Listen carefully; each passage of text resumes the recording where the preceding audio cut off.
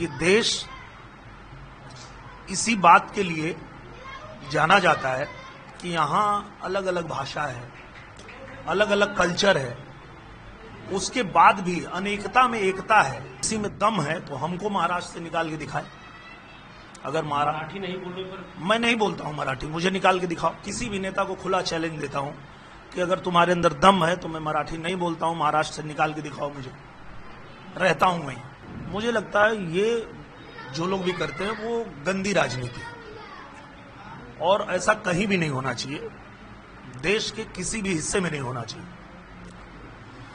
ये देश इसी बात के लिए जाना जाता है कि यहाँ अलग अलग भाषा है, अलग अलग कल्चर है, उसके बाद भी अनेकता में एकता है। यही तो हमारे देश का कल्चर है और यही इसकी खूबी है, खासियत है। तो मुझे लगता है कि इस तरह की जो लोग भी गंदी राजनीति करते हैं उनको नहीं करना चाहिए, उनको संभल जाना चाहिए, क्योंकि ये तोड़ने की राजनीति है। आप राजनीति करिए पर जोड़ने की राजनीति करिए, तोड़ने की नहीं। तो मुझे लगता है अगर कोई इस तरह की बात करता है और किसी में दम है तो हमको महाराष्ट्र से निकाल के दिखाए। अगर मराठी नहीं बोलने पर मैं नहीं बोलता हूँ मराठी, मुझे निकाल के दिखाओ।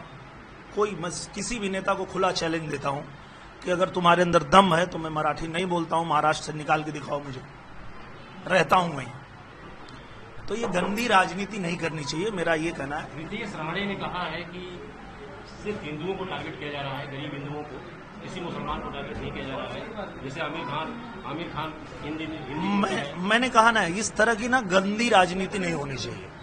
मैं खुद भी एक पॉलिटिशियन भी हूँ, कलाकार भी हूँ, पर मैं मानता हूँ कि राजनीति कभी भी लोगों के भले के लिए होनी चाहिए, देश के भले के लिए होनी चाहिए।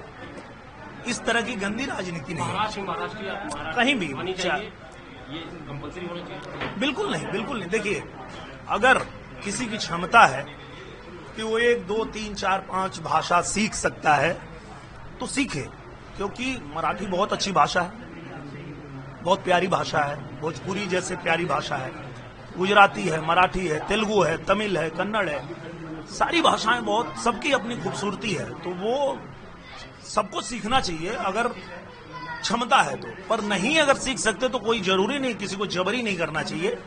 ये गंदी राजनीति है, ऐसा नहीं होना चाहिए। क्या हिंदुओं को टारगेट किया जा रहा है, ये आप भी मानते हैं? मैं ऐसा नहीं मानता। ये किसी को भी, किसी टोपी वाले को नहीं कहते कि आप मराठी बोलो। नहीं, ऐसी बात नहीं है। जो गंदी राजनीति करते हैं वो किसी के नहीं होते, चाहे हिंदू हो चाहे मुसलमान हो। जो गंदी राजनीति करते हैं वो गंदी राजनीति करते हैं और वो किसी के नहीं होते हैं। मैं तो ये मानता हूँ। प्रभातखबर.com, विश्वास वही, रफ्तार नहीं।